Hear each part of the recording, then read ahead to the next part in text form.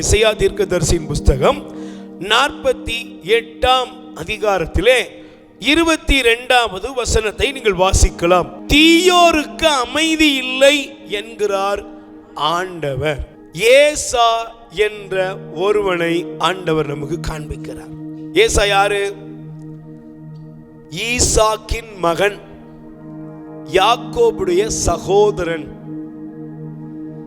இந்த ஈசாக்குடைய மகனாகிய ஏசா தான் ஆசீர்வாதத்திற்கு உரியவன்.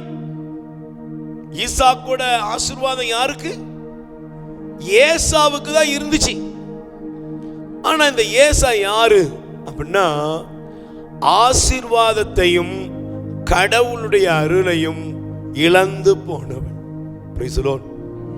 சொல்லுங்க அல்லேலூயா. ஏன் அவன் இழந்தான்? நல்ல கவனிங்க. அவனுடைய வாழ்க்கையில் ஆசீர்வாதத்தை குறித்தும் அந்த ஆசீர்வாதத்தை கொடுக்கிற தேவனுடைய அனுக்கிரகத்தை குறித்தும் அவனுக்கு அக்கறை இல்லை. பைபிள் சொல்லுகிறது, அவனுடைய ஆசீர்வாதத்தை அவன் இழந்த பொழுது அவன் தகப்பனாகிய ஈசாக்க பார்த்து அழுதான். அப்பா, உம்மிடத்தில் எனக்கு வேறு ஆசீர்வாதம் இல்லையான்னு சொல்லி அவன் அழுகிறான். அல்லேலூயா. சத்தமா சொல்லுங்க அல்லேலூயா. அதனாலதான் பைபிள் சொல்லுகிறது, அவன் அழுது புலம்பின பின்பும் அதை அவனால் பெற்றுக்கொள்ள முடியவில்லை. Praise the Lord. சொல்லுங்க அல்லேலூயா. இங்க இருக்கிற சகோதர சகோதரிகளே, நீங்க நல்லா கவனிக்கணும். ஆண்டவரை தேடுறோம், ஆலயத்துக்கு வருகிறோம், ஜெபிக்கிறோம், நம்ம பைபிள் படிக்கிறோம், திருப்பலியில பங்கெடுக்கிறோம், ஜெபமாலை ஜெபிக்கிறோம், நல்ல ஆண்டவரை தேடுவதில் அக்கறை உள்ள மக்கள் எல்லாம் நிறைய இருக்கிறோம். ஆனா ஒரு கேள்வி கேளுங்க, நம்முடைய வாழ்க்கையில் கடவுள் நமக்கு வைத்திருக்கிற நன்மைத்தனங்கள் எல்லாவற்றையும் நாம் பெற்றுக்கொள்ள வேண்டும் என்றால் நாம் பாவத்திலிருந்து விடுதலை அடைய வேண்டும். Praise the Lord. சொல்லுங்க அல்லேலூயா.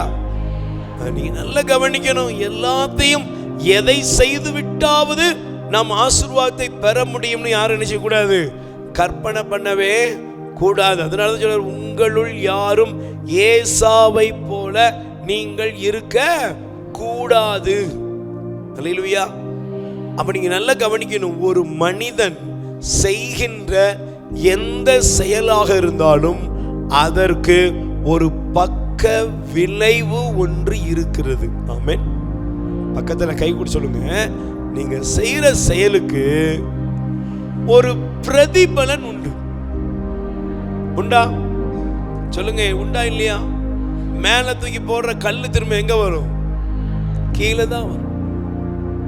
நீ எதை செய்கிறையோ அதற்குரிய ஒரு பிரதிபலன் ஒன்று இருக்கிறது. நம்ம சொல்லுவோம், அழகா படிக்கிற இன்னைக்கு பிள்ளைங்க படிக்கிறாங்க, ஒரு சொல்லுவோம், டேய் நீ படிச்சா நல்லா இருப்ப, நீ ஒழுக்கமா இருந்தா நல்லா இருப்ப, நீ வாழ்க்கையில சரியா இருந்தா நல்லா இருப்ப. ஆனா அப்பா, நீ இஷ்டம் போல அலைந்தனா அதுக்குரிய விலைய ஒரு நாள் நீ கொடுத்துதான் ஆகணும் என்று நாம் பிள்ளைகளுக்கு அறிவுரை கூறுகிறோம். அப்ப நமக்கு ஒண்ணு தெரியணும், நாம் செய்யக்கூடிய எந்த செயலாக இருந்தாலும் அதற்கு ஒரு விளைவை, அதனுடைய ஒரு பலனை நாம் சந்தித்துதான் ஆகணும். இது நல்லவங்க கெட்டவங்க யாரா இருந்தாலும் அவர்களுக்குரிய பலன் அவர்களுக்கு உண்டு. Praise the Lord. கைகளை உயர்த்தி சொல்லுங்க அல்லேலூயா. சத்தமா சொல்லுங்க அல்லேலூயா. அப்ப நீங்க நல்லா கவனிச்சு பாருங்க, ஒரு மனிதன் பாவம் செய்யும் பொழுது, அநீதி செய்யும் பொழுது, அக்கிரமம் செய்யும் பொழுது, கடவுளுடைய அருளை அவன் இழக்கும் பொழுது அவன் 4 காரியங்களை சந்திக்கிறான். ஆமென். சொல்லுங்க அல்லேலூயா. வேகமாய் நீங்கள் என்னோடு கூட திருப்பிக் கொள்ள வேண்டும், எழுதிக் கொள்ளுங்கள். இந்த நாள் ஒரு மாற்றத்தை தருகிற நாளாக ஆண்டவர் நமக்கு தர வேண்டும். Praise the Lord. சொல்லுங்க அல்லேலூயா. தயவு செய்து நீங்கள் எடுத்து வாசியுங்கள். எசையா தீர்க்கதரிசியின் புஸ்தகம் 48ஆம் அதிகாரம். எசையா தீர்க்கதரிசியின் புஸ்தகம் 48ஆம் அதிகாரத்திலே 22வது வசனத்தை நீங்கள் வாசிக்கலாம். வாசியுங்கள். தீயோருக்கு அமைதி இல்லை என்கிறார் ஆண்டவர். உயிர் வாழ உணவளிப்போம்.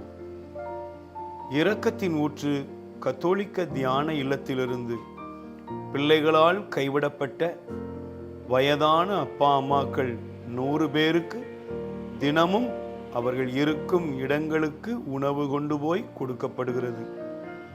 அன்புக்குரியவர்களே, உங்கள் பிறந்த நாள், திருமண நாள், உங்கள் இல்ல வைபவங்கள், இறந்தவர் நினைவாக நீங்கள் உணவளித்து உதவி செய்யலாம். உங்கள் அன்பு கரத்தை நீட்டுங்கள். ஆண்டவர் உங்களை ஆசீர்வதிப்பார். எங்கள் முகவரி: இரக்கத்தின் ஊற்று கத்தோலிக்க தியான இல்லம், புன்னைக்காயல், தூத்துக்குடி மாவட்டம். அலைபேசி எண் 9894118201. கடவுள் உங்களை நிறைவாய் ஆசீர்வதிப்பாராக.